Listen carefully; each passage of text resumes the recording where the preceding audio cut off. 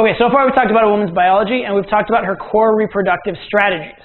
But there's something missing in this equation. So far we've only talked about the woman, and the woman doesn't exist in a vacuum. She exists around men. So now we're going to talk about how men and women interact given these existing facts. And what I want to bring up right now is something called the Madonna-whore dichotomy. And this is something created by men regarding women. So in the same way that I just talked about women putting guys into two categories, the lover and the provider, men have a habit of putting girls into one of two categories. We'll call that Madonna and whore. Okay? Madonna is this sweet, innocent, lovely, virginal thing that would be faithful to you and have your kid and you could always trust.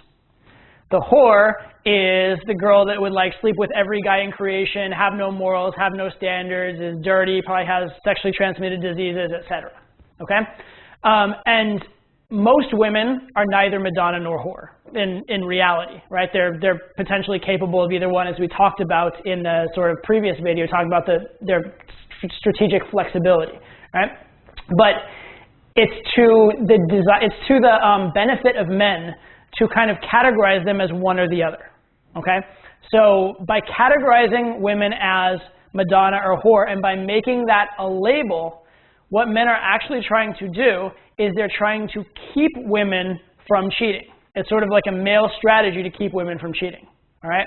Because if they sort of indicate that by a woman cheating, she will have social repercussions, she'll be viewed in a less favorable light, she may have social consequences, that is going to make her much more likely to be faithful. So this is sort of like a strategy for men to try to keep women faithful. Now, the problem with this strategy is that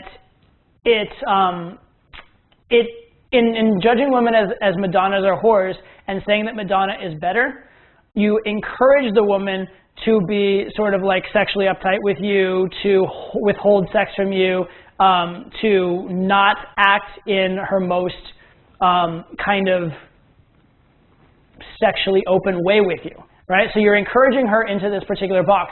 Also, you're encouraging her to view you as the provider more so than the lover, right? The guy who's a lover should welcome girls being the whore category. They should welcome girls being sexually open because that only plays into the hands of their strategy. The person that's trying to tell the girl not to be a whore, that's trying to tell the girl to be sweet and innocent and chaste, is almost by definition the provider male.